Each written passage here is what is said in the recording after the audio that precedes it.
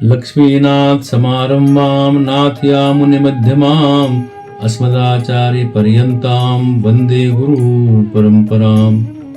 कर्पूरगौरं करुणावतारं संसारसारं भुजगेन्द्रहारं सदा वसन्तं हृदयारविन्दे भवं भवानी सहितं नमामि। प्रिय भगवत बंधुओं, जय श्रीमन नारायण। फागुन मास की कृष्ण पक्ष की चतुर्दशी को माता पार्वती और शिव का विवाह संपन्न हुआ और भगवान शिव ने वैराग्य जीवन से गृहस्थ जीवन में प्रवेश किया। शिव और शक्ति के मिलन के उत्सव के तौर पर महाशिवरात्रि के दिन भक्त व्रत और पूजन करके इस उत्सव को मनाते हैं और शिव और शक्ति का आशीर्वाद प्राप्त करते हैं। ये पावन रात्रि महाशिवरात्रि केवल शैव परंपरा का पर्व नहीं है, यह सनातन धर्म की समन्वय परंपरा का उत्सव है। वैष्णव परंपरा में भी भगवान शिव को अत्यंत आदर दिया गया है। श्रीमद् भागवत में भगवान शिव को वैष्णवा नाम यथा शंभु कहा गया है, अर्थात वैष्णवों में शिव जी सर्वोच्च है। हमारे शास्त्र बताते हैं कि भगवान शिव स्वयं भगवान विष्णु के परम भक्त हैं और भगवान विष्णु शिव के अत्यंत प्रिय हैं। यह संबंध प्रतिस्पर्धा का नहीं, प्रेम का है।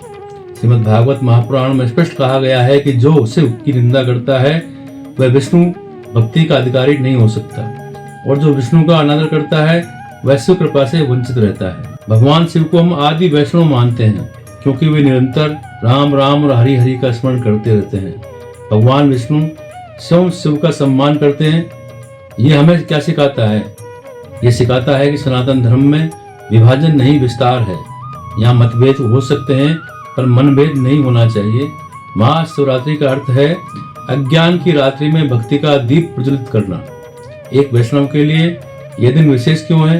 क्योंकि शिवजी ही वह द्वार हैं जिनकी कृपा से हरि भक्ति सहज हो जाती है। भक्त प्रहलाद से लेकर तुलसीदास तक सभी संतों ने शिव का वंदन किया है। शिवजी त्याग और वैराग्य के प्रतीक हैं। वे हमें सिखाते हैं संसार में रहो, संसार को अपने भीतर मत बसाओ। उनके गले का सर्प हमें यह याद दिलाता है कि भय पर विजय पाओ। उनके मस्तक की गंगा बताती है कि विचार निर्मल रखो। उनका तीसरा नेत्र सिखाता है कि अंतर्दृष्टि विकसित करो।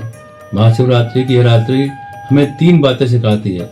पहली है नाम स्मरण, दूसरी है मन का संयम और तीसरा है ईश्वर में पूर्ण शरणागति। यदि आप ओम नमः शिवाय जपते हैं तो वह भी अत्यंत आपको परम तत्व की ओर ले जाता है। यदि आप हरे कृष्ण का कीर्तन करते हैं तो वह भी उसी परम सत्य तक पहुंचाता है।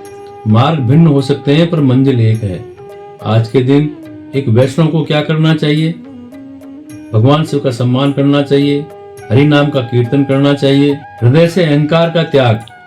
शिव जी को भोलेनाथ कहा जाता है क्योंकि वो सरलता से प्रसन्न हो जाते हैं। भोले भंडारी हैं, वो थोड़ी पूजा से ही प्रसन्न हो जाते हैं।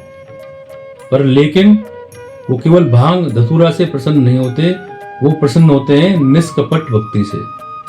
महाशिवरात्रि का उपवास केवल शरीर का उपवास नहीं, यह मन की विकृतियों का उपवास है। यदि आज हम निंदा छोड़ दें, यदि आज हम क्रोध त्याग दें, यदि आज हम किसी दुखी को सहारा दे दें तो वह सच्ची शिवरात्रि है। आप सभी को महाशिवरात्रि की हार्दिक शुभकामनाएं, मंगल कामनाएं। हर हर महादेव।